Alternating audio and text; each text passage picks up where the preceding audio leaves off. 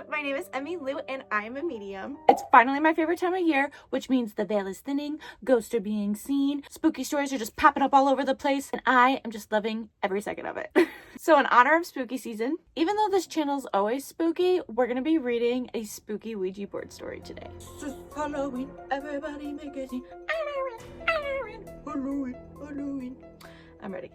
But anyways, if you're new here, I always have a REM pod going on in the background of my videos as long as it's not dead and I screw up. If you like spooky content and knowing more about the paranormal, please like and subscribe. It really helps on my channel and I really appreciate it. Today's story is all about somebody's true Ouija board experience. Now, if you've watched my past videos, you know I'm not a really big Ouija board fan. I don't really think that they work that well. I think they're kind of a silly form of communication, and I think people hype them up and get scared easily. That being said, I have used Ouija boards in the past. That is why I have this opinion about them. I have seen a few comments and I have had a few people ask me to play with a Ouija board on this channel, and I'm just saying I might. Y'all seem to want to see that, so we're gonna do that. Probably won't work though because they never work for me, so we'll see. Alrighty, without further ado, let's dive into the story. Halloween is fun until the scares are real. I learned that in college. This is something I and my old friends rarely talk about. Not because we worry it might sound crazy to people, and it does. No, we just don't like bringing it up because of how deeply it affected all of us. Maybe it was the night, Halloween, the place, my friend's apartment next to an old cemetery, our intentions, 5 dopes looking to talk to the dead, that took us down a really dark path. It was most likely all 3. Yeah, it had to be. My friend Jean, all names are being changed to protect everyone, rented a top floor apartment right across the street from a cemetery in New Rochelle, New York. We were in college and had started our own fraternity because we hated the dumb crap frats made pledges do. With us, if we liked you, you were in, no humiliation. I digress. 4 of us went with Jean to his apartment on Halloween night with the express purpose of having a seance. There wasn't anyone in particular we wanted to reach beyond the veil. Any disembodied spirits would do. Oddly enough, we all were stone cold sober. That alone should have told us something was off. We had a couple of problems. None of us were mediums, and we didn't have a Ouija board. It was too late to run to the toy store to buy one. That problem was easily solved. We drew up letters and numbers on paper, cut them into squares, and lined them up on the floor in a circle. For a planchette, we used a cut-up plastic coffee lid. There, Ouija board made easy. It wasn't the best-looking spirit board, but it would do. The 5 of us sat around the carefully placed scraps of paper, each putting a finger on the makeshift planchette. We asked it questions. The wind actually howled outside the window. All we were missing was lightning and a black cat. At first, nothing happened, but then the planchette started to move. It was the oddest sensation. My finger was barely on it. Sure, one of them could have been moving it, but I got a strange rush that went through my body. Something was talking to us, answering our questions, and it wasn't happy. The more freaked out we became, the angrier it got. As much as we wanted to stop, we just couldn't. When we spoke about it later, we all agreed we were feeling the same unearthly vibe.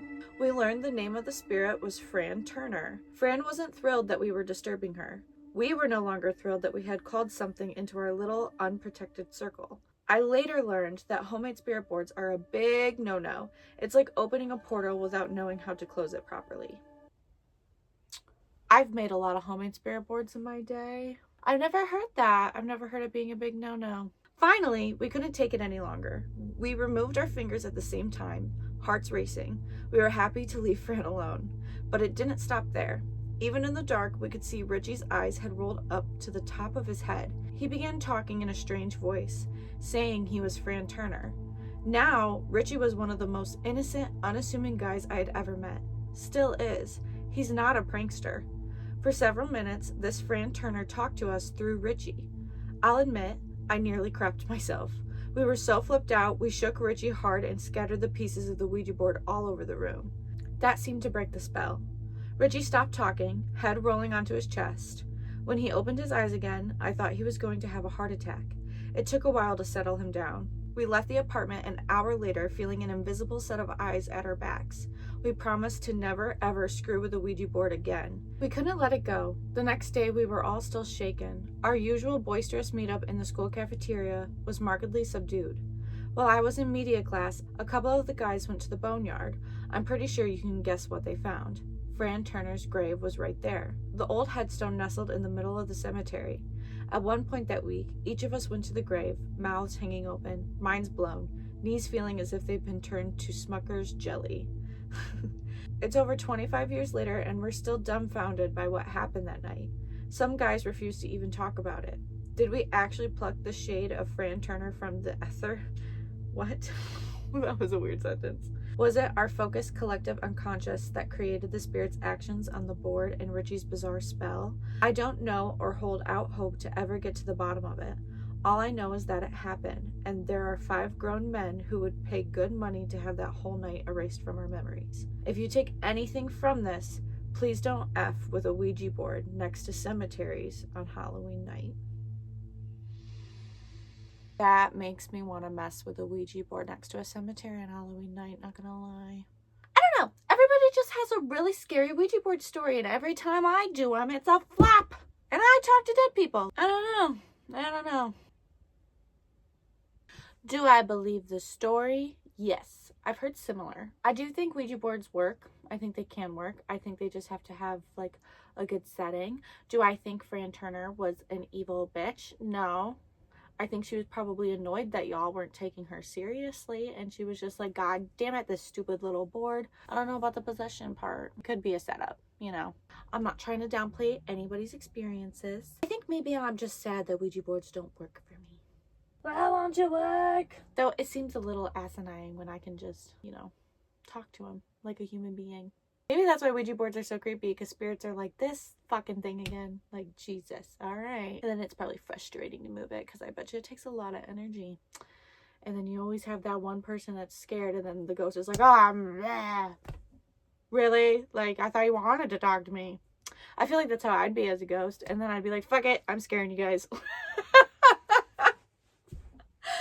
Anyways, guys, that's all for today's video. I hope you enjoyed the story, and I hope you guys have a wonderful, spooky, and fun Halloween. Stay safe and keep a positive mindset, and don't let yourself get too scared, okay? And I'm sending you all positive energy and good vibes, and yeah, I love you guys. Bye.